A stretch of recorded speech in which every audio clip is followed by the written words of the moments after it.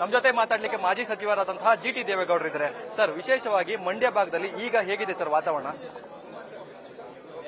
ಮಂಡ್ಯ, ಮೈಸೂರು, ಚಾಮರಾಜನಗರ, ಬೆಂಗಳೂರು ಗ್ರಾಮಾಂತರ ಇಡೀ ರಾಜ್ಯದಲ್ಲೇ ಭಾರತೀಯ ಜನತಾ ಪಕ್ಷ ಜೆಡಿಎಸ್ ಒಟ್ಟಾಗಿದ್ದಾವೆ, ಗಟ್ಟಿಯಾಗಿದ್ದಾವೆ.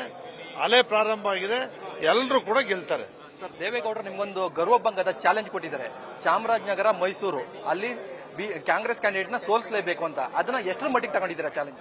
ಅಲ್ಲಿ ನಾವು ಗೆಲ್ಲಿಸ್ತಕ್ಕಂಥ ತೀರ್ಮಾನ ಕೈಗೊಂಡಿದ್ವಿ. ಗೆಲ್ಲಿಸಲಿಕ್ಕೆಲ್ಲ ಪ್ರಯತ್ನ ಮಾಡ್ತಾ ಇದ್ವಿ. ಎಲ್ಲ ಒಂದ್ ಕಡೆ ಮೈತ್ರಿ ಪಾಲನೆ ಅಂದ್ರೆ ಹಾಸನ ಜಿಲ್ಲೆಯಲ್ಲಿ ನೋಡಿದಾಗ ಇಲ್ಲೊಂದ್ ಕಡೆ ಪ್ರಜ್ವಲ್ ಅವರು ಅಸಮಾಧಾನ ವ್ಯಕ್ತಪಡಿಸ್ತಾ ಇದ್ದಾರೆ. ಪ್ರೀತಮ್ ಗೌಡ್ರ ಮೇಲೆ ಪ್ರಚಾರಕ್ಕೆ ಬರ್ತಾ ಇಲ್ಲ, ಎಲ್ಲೊಂದ್ ಕಡೆ ಹಿಂದೇಟ್ ಆಗ್ತಾ ಇದ್ದಾರೆ. ಈ ರೀತಿಯಾದಂತಹ ಬೆಳವಣಿಗೆಗಳು ಮೈತ್ರಿ ಪಾಲನೆ ಸಾಧ್ಯ ಆಗ್ತಿದ್ಯಾ ಅಂತ? ಆರು ವಿರುದ್ಧವಾದ ದಿಕ್ಕಲ್ಲಿದ್ರು, ಈಗ ಶಮನ ಆಗಿದೆ. ವಿರುದ್ಧ ದಿಕ್ಕಲ್ಲಿಲ್ಲ, ಒಟ್ಟಾಗ್ತಾ ಇದ್ದಾರೆ. ಕೆಲವೇ ದಿನಗಳಲ್ಲಿ ಒಂದೇ ವೇದಿಕೆ ಬರ್ತಾರೆ. ಪ್ರಮುಖವಾಗಿ ಜೆಡಿಎಸ್ ಗೆಲ್ಬೇಕಂತಂದ್ರೆ ಬೆಂಗಳೂರು ಗ್ರಾಮಾಂತರ ಕೂಡ ಸಾಕಷ್ಟು ತಪ್ಪಿದೆ ಸರ್. ಮಂಡ್ಯ, ಬೆಂಗಳೂರು ಗ್ರಾಮಾಂತರವನ್ನ ಯಾವ ರೀತಿ ನೋಡ್ತಾ ಇದೆ ಮೈತ್ರಿ? ಬೆಂಗಳೂರು ಗ್ರಾಮಾಂತರದಲ್ಲಿ ಕಳೆದ ಬಾರಿ ಭಾರತೀಯ ಜನತಾ ಪಕ್ಷ ಜೆಡಿಎಸ್ ಪಕ್ಷ ಏನು ಓಟ್ ತಗೊಂಡಿದ್ವೋ ಒಟ್ಟಾಗಿರೋದ್ರಿಂದ ಬೆಂಗಳೂರು ಗ್ರಾಮಾಂತರದಲ್ಲೂ ಕೂಡ ಭಾರತೀಯ ಜನತಾ ಪಕ್ಷದ ಮತಗಳು ಇದ್ದಾವೆ, ಜೆಡಿಎಸ್ ಪಕ್ಷದ ಭದ್ರಕೋಟೆನೂ ಇದೆ. ಎರಡೂ ಒಂದಾಗಿದ್ದಾವೆ. ಬೆಂಗಳೂರು ಗ್ರಾಮಾಂತರನು ಗೆಲ್ಲುತ್ತೆ, ಮಂಡ್ಯ ಆಟೋಮೆಟಿಕಲಿ ಗೆಲ್ಲುತ್ತೆ. ಸರ್, ಈಗ ಕಾಂಗ್ರೆಸ್ ಪಕ್ಷ, ಬಿಜೆಪಿ, ಜೆಡಿಎಸ್ ಮೂರು ಪಕ್ಷದಲ್ಲೂ ಕೂಡ ಒಕ್ಕಲಿಗರ ನಾಯಕರಿದ್ದಾರೆ. ಈಗಾಗಲೇ ನೀವು ಆಶೀರ್ವಾದ ಕೂಡ ಪಡೆದ್ರಿ.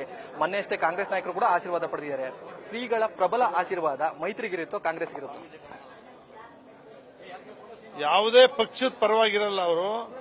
ಇವತ್ತು ಯಾರ್ಯಾರು ನಮ್ಮ ಅಭ್ಯರ್ಥಿಗಳು, ಮುಖಂಡಗಳು ಎಲ್ಲರೂ ಕೂಡ ಬಂದಿದ್ದೀವಿ. ಹೊಸ ವರ್ಷದ ದಿನ ಬಂದಿದ್ದೀರಿ, ಪ್ರಾರಂಭ ಆಗ್ತಾ ಇದೆ. ಬಂದಿರ್ತಕ್ಕಂಥ ಎಲ್ರಿಗೂ ಆಶೀರ್ವಾದ ಮಾಡಿದ್ದಾರೆ.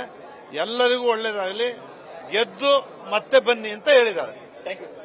ಇವಿಷ್ಟು ಮಾಜಿ ಸಚಿವರಾದಂತಹ ಜಿಟಿ ದೇವೇಗೌಡರ ಮಾತಾಗಿತ್ತು. ಕ್ಯಾಮರಾಮನ್ ಮುರಳಿ ಜೊತೆ Ganapati, news first Bengaluru. News first ನಿರ್ಭೀತಿಯಿಂದ ನಿಮ್ಮ ಪರವಾಗಿ.